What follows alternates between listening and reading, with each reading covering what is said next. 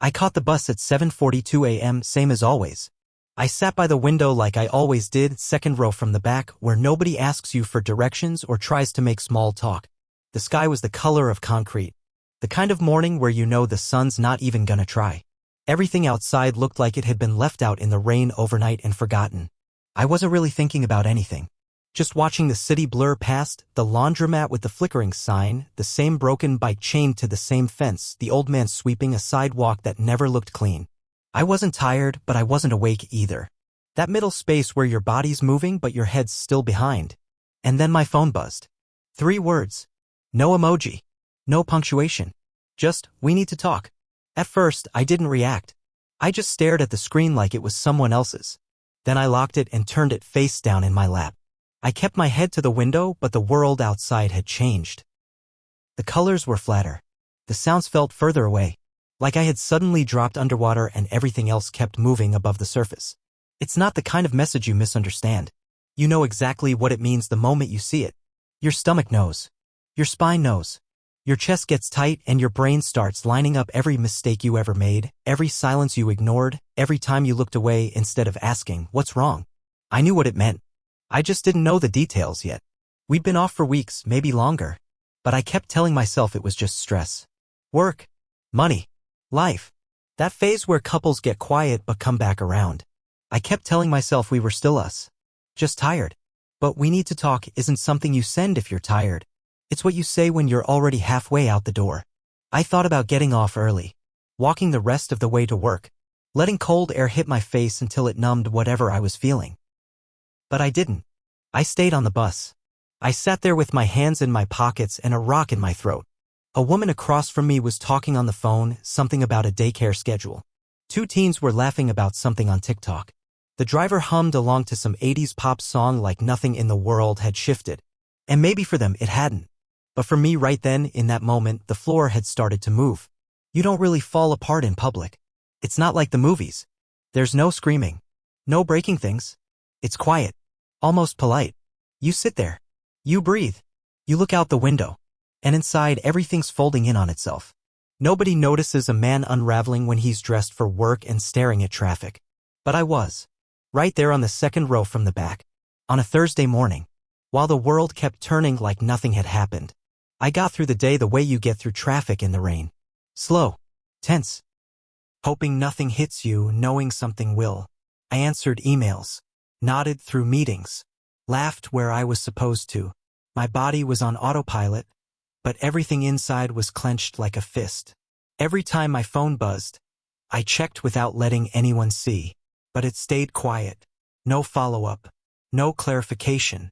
Just that one message hanging in the air like a loaded question. We need to talk.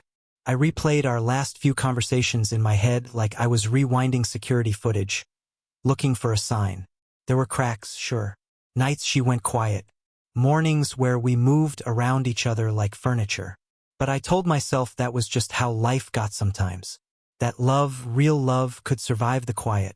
But maybe it couldn't survive neglect. By 5:16 p.m., I couldn't take it anymore. I left work without saying goodbye. Walked past the same security guard who always said, "Stay safe." Like he meant it. I nodded, didn't answer. My car felt colder than it should have. The seatbelt clicked like a door shutting behind me. I didn't start the engine right away. Just sat there. Let my fingers hover over her name in my contacts.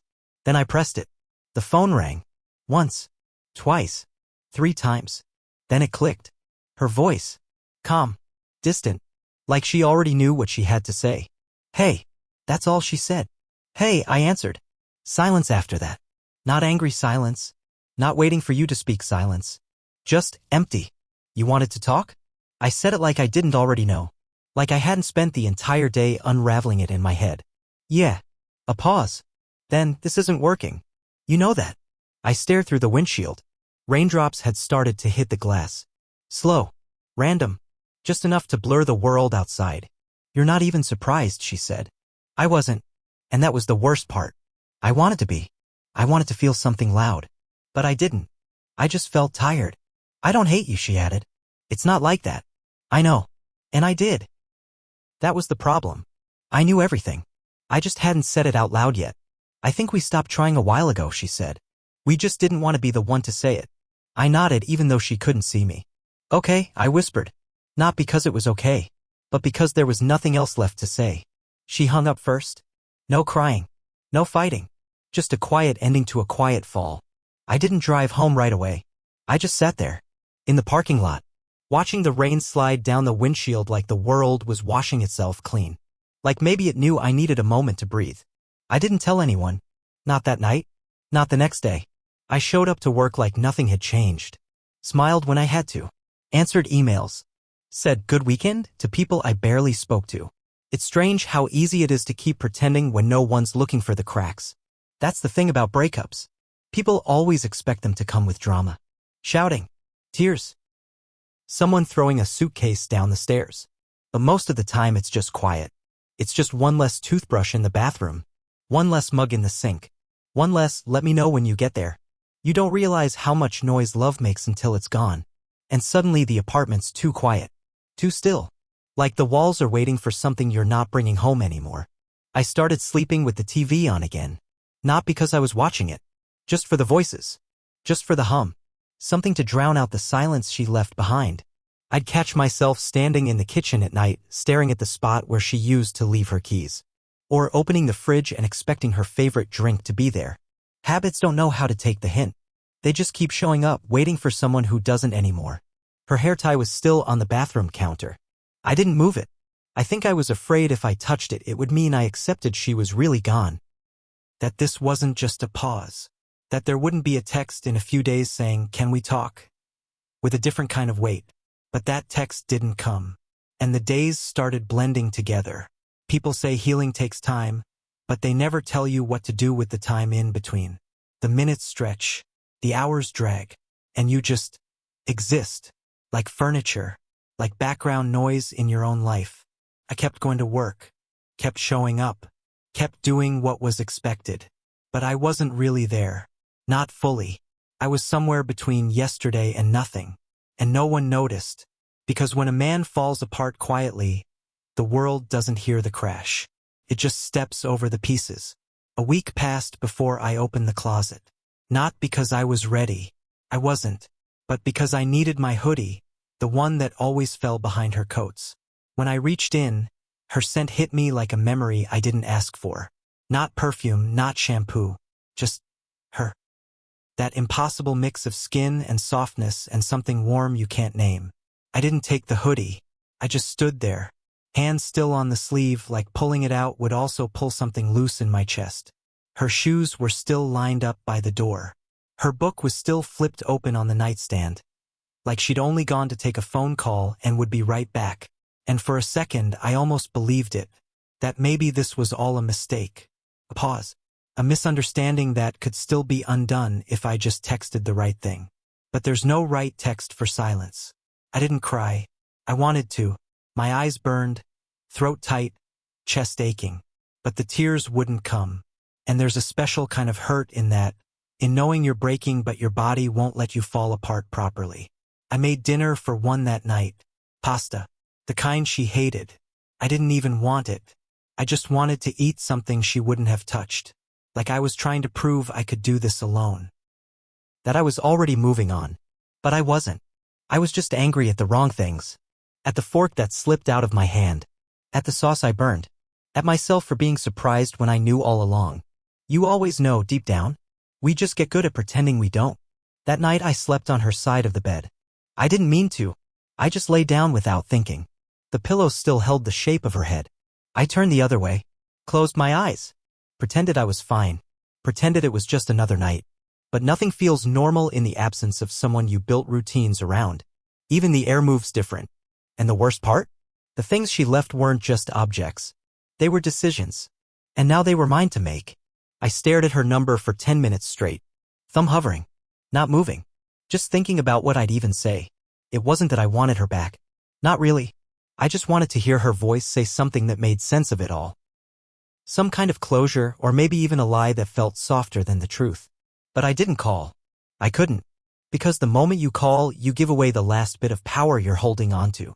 And I didn't have much left. I went outside instead. Walked 2 blocks. Bought gum I didn't want. Told the cashier to keep the change even though I needed it. Sat on a bench across from a gas station and watched cars pull in and out. That's what people don't talk about. How much time you waste doing nothing, just trying to survive the hours between feeling numb and feeling too much. There was a couple across the street arguing in their car. I couldn't hear a word, but I could tell by the way she turned her face toward the window that it was over, even if they didn't say it yet. And he knew it too. You can always tell when someone's already gone, even if their body's still next to you. I walked home without unlocking my phone. No music. No texts. Just the sound of my own footsteps and a voice in my head I didn't recognize anymore. When I got to the apartment, her name was still on the mailbox. I opened it anyway. All bills. All mine now. Inside, the air was stale, like it had been holding its breath the whole time I was gone.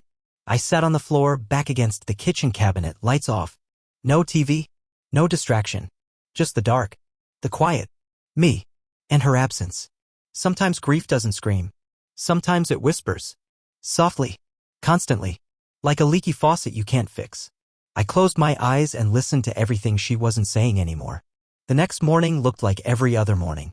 Same gray light slipping through the blinds. Same silence in the kitchen. Same cup, same sink, same spoon. It's funny how your world can fall apart and yet the dishes still pile up like nothing happened. I didn't make coffee.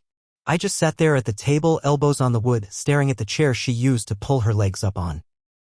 There was an old voicemail on my phone from last month, her laughing about some dog she saw wearing boots. I played it again. Then again.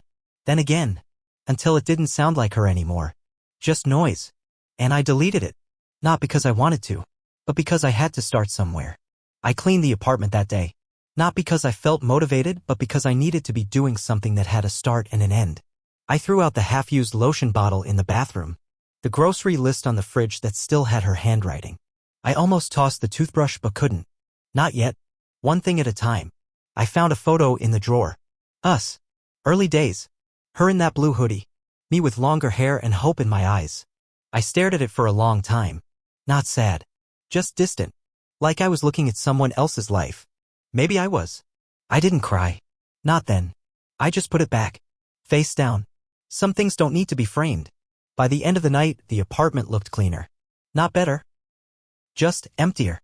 And maybe that was a start. Maybe healing isn't rebuilding. Maybe it's clearing space. Making room for something else. Or someone else. Or no one. I slept on my side of the bed again. Still couldn't sleep. But I didn't check my phone. Didn't look at her messages. Didn't scroll back through pictures trying to find the last moment where we were still okay. Because I think, deep down, I knew that moment didn't exist. We hadn't been okay for a long time. We just didn't say it out loud. And now, with the silence finally settled, I realized something no one ever tells you. Nothing changes until you do. The texts stopped first. The ones that used to say, "Did you eat?" or "Be safe out there." I knew they would. That's how it goes. When someone leaves, it's not just them you lose, it's the little pieces of you they used to carry. The parts they held up for you when you couldn't. Days passed and no one asked if I was okay. Not because they were cruel. Just because I was quiet. And quiet people are easy to overlook. You could be breaking in half and still hold the door open for someone else. You could be sitting in a meeting thinking about how empty your apartment feels and still say, "Great idea," like you meant it. The world doesn't stop because you hurt. And honestly, I didn't expect it to. I stopped checking my phone as often. Stopped hoping her name would light up the screen. I muted the group chat. I didn't have anything funny to say. Didn't want to see everyone else's lives still moving while mine felt stuck in pause. I went to work. Came home. Ate standing over the sink.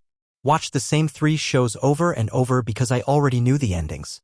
And endings were the only thing that made sense. Some nights I'd go out for no reason. Just to sit in the car somewhere. No music. No destination. Just parking lots and streetlights and the illusion of motion. One night I saw a couple kissing outside a gas station. Not dramatic. Not messy. Just soft. Like they'd done it 100 times before and would do it again tomorrow. I felt nothing. Not jealousy. Not hope. Just a quiet ache. The kind that comes when you remember what it felt like to belong to something, even if only for a while. When I got home that night, I stood in front of the mirror for a long time. Not fixing anything. Just looking. I looked tired. Like someone I used to know. And I whispered, without thinking, "You're still here." It didn't fix anything. But it was something. It started like all the others. Same alarm, same cold floor, same silence that filled the apartment like smoke. But something was different, and I didn't notice it right away. Not until I was brushing my teeth and realized I wasn't holding my breath. That tightness in my chest. The one that had been there every morning since she left. It was still there, but softer. Faded. Like a bruise that didn't hurt anymore. Just reminded you where it had been. I made coffee without thinking about whether she'd want a cup too. I didn't check my phone hoping to see her name. I didn't walk past her side of the bed and flinch. I just moved. I caught the bus and sat in the same spot as always. Second row from the back. Outside, the city rolled past like it always did. But this time I wasn't counting red lights or tracing cracks in the pavement. I was just there. A woman sat across from me, humming quietly. A kid played a game on his tablet. The driver nodded at me in the mirror. And for the first time in weeks, I nodded back. Work was work. Emails. Noise. The same half-eaten sandwich in the fridge. I didn't smile more. I didn't suddenly feel better. But I answered when someone asked me how I was doing. I even asked them back. Not because I was okay, but because maybe I was getting there. I left a little early. Walked home instead of taking the bus. Let the cold air bite at my face. Let my hands go numb in my pockets. It felt good. Real. Honest. When I got home, I lit a candle. Not one she bought. One I picked. Something new. I made pasta again. Not out of spite. Just because it was easy. I sat at the table and ate without my phone in front of me. Without the TV on. Just quiet. And this time it didn't feel empty. It felt calm. There was a pair of her earrings still on the dresser. I picked them up. Turned them in my hand. And then finally I put them in a box. Not to erase her. Not to pretend she was never here. But because she isn't anymore. That night I slept without checking my phone. Without replaying voicemails. Without lying to myself. And I didn't dream of her. I didn't dream of anything. I just slept. And that was enough. It had been 43 days. I know because I counted. Not because I was waiting for her to come back, but because part of healing is keeping track of how long you've made it without breaking. The mornings weren't heavy anymore. The silence in the apartment didn't feel like punishment. Felt like mine. I got used to making coffee for one. Started reading again. Started replying to texts again. I didn't avoid the songs she used to like. I didn't skip the places we used to go. I let them stay. Let them exist without her. Because they're part of my story too. She stopped being the ghost in every room. Some memories started to feel softer. I could smile at the good ones without chasing them. Some people say healing feels like a clean slate. But it doesn't. It feels like walking around with a scar you no longer hide. You still feel it when it rains. You still know exactly how it got there. But you stop apologizing for it. You let it live with you, like the past. I stopped counting after day 43. Not because I forgot, but because I didn't need the number anymore. I'd moved past the survival part. I was somewhere new, somewhere steady. She never texted again, never called, and I never reached out. We left each other with silence, and silence was what kept it from hurting more. Some people think closure means answers. That someone owes you a reason. But sometimes closure is accepting the door closed without you. And deciding not to knock. One night, I sat on the balcony. Just me, a hoodie, and the sound of the city. And I realized I wasn't waiting anymore. Not for her. Not for a sign. Not for something to feel like it used to. I'd arrived. I was here. I was still standing. And this quiet, ordinary, unseen peace, this is where I stay.